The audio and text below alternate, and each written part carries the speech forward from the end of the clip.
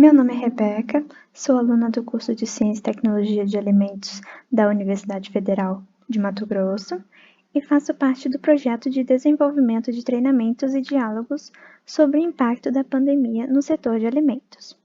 E hoje falarei com vocês sobre a nota técnica número 48 da Anvisa. Contextualizando um pouco, todos sabem que o Brasil e o mundo se depararam com vários desafios impostos pela Covid-19, e um deles foi na área de alimentos. Devido a isso, a Anvisa lançou várias notas técnicas e uma delas é a de número 48, que tem como objetivo demonstrar medidas a serem adotadas na fabricação e na manipulação de alimentos durante a pandemia da Covid-19 e minimizar os riscos de contágio pelo novo coronavírus entre os manipuladores, garantindo assim um alimento seguro para o consumidor, já que a produção de alimentos é considerada uma atividade essencial. Bom, falando um pouco mais sobre a saúde do manipulador, é de fundamental importância que a empresa adote estratégias que permitam a rápida identificação de casos suspeitos e, com isso, afastando estes do ambiente de trabalho, de forma a diminuir a transmissão da pessoa de pessoa para pessoa.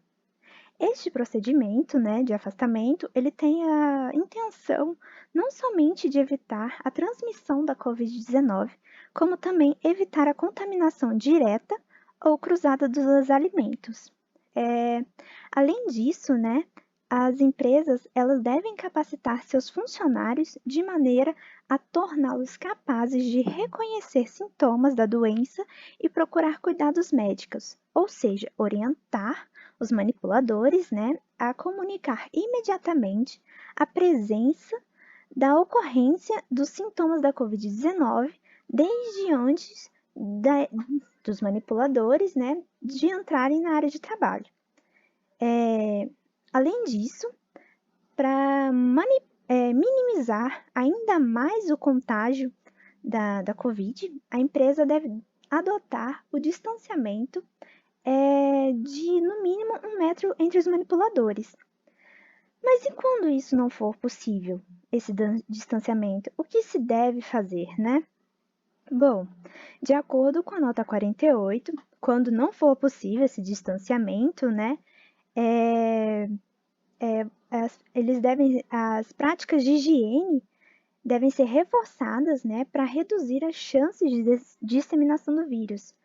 Além dessa medida, a empresa pode avaliar a possibilidade de aumentar os turnos, reduzindo o número dos funcionários em cada um deles, Pode também utilizar barreiras físicas, como a instalação de telas de acrílicos ou de algum outro material de fácil higienização, usar equipamentos de proteção individual, é muito importante isso, e fazer o reforço da higienização das superfícies, com saneantes adequados, como o álcool 70%, que o trabalhador vai utilizar para higienizar. Outra estratégia também muito efetiva para reduzir o risco de transmissão e contaminação pelo coronavírus é a higienização das mãos. É muito simples, você higienizar as mãos. E também é muito importante essa constância, Ou seja, antes de você começar o trabalho, depois de tossir ou assoar o nariz, antes e depois de preparar os alimentos crus ou cozidos ou prontos para consumo, como carnes, vegetais e frutas, depois de manusear objetos como celular ou lixeiras, deve-se também higienizar as mãos após a tarefa de limpeza, ou naquela troca de função que você sai de um ambiente em que você está manipulando o alimento e vai fazer uma limpeza em outro lugar. É necessário higienizar as mãos nesse intervalo. E no retorno dos intervalos, quando você vai sair para almoçar, e aí depois volta, e aí é necessário você higienizar as mãos.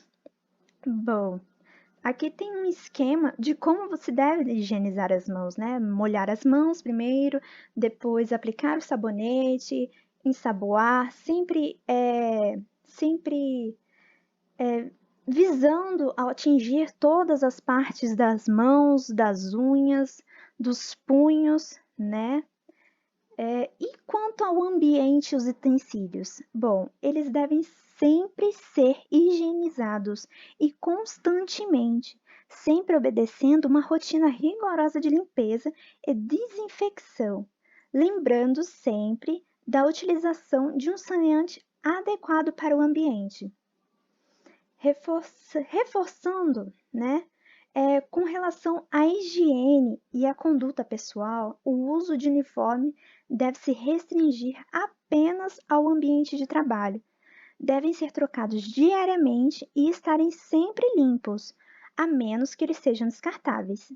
É importantíssimo retirar todos os adornos, sejam eles brincos, pulseiras, relógios ou anéis, né?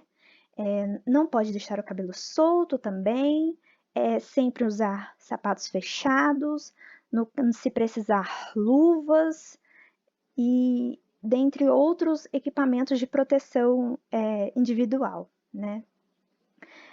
No que diz respeito à matéria-prima, né, e o fluxo de produção, a empresa ela deve implementar novas rotinas de higienização das matérias-primas, das matérias-primas recebidas, né? Como a lavagem e a desinfecção das embalagens, assim como a higienização das superfícies em que há o maior contato dos trabalhadores, né? Não somente isso, mas como higienizar também por dentro do caminhão onde o alimento é transportado, para não haver essa contaminação entre onde a matéria-prima foi pega e para onde ela está sendo levada, né? E com relação aos alimentos, não há evidências até o momento da contaminação pelo novo coronavírus por meio dos alimentos.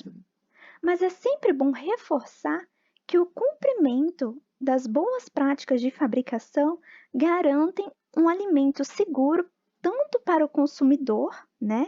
Ele vai garantir um alimento seguro para o consumidor e também vai ser benéfico para a saúde do manipulador, né? Porque não vai acontecer aquela contaminação direta ou indireta e nem cruzada. E sempre reforçando também o distanciamento quando possível, né? Manter pelo menos 1 metro de distância entre o manipulador e o outro.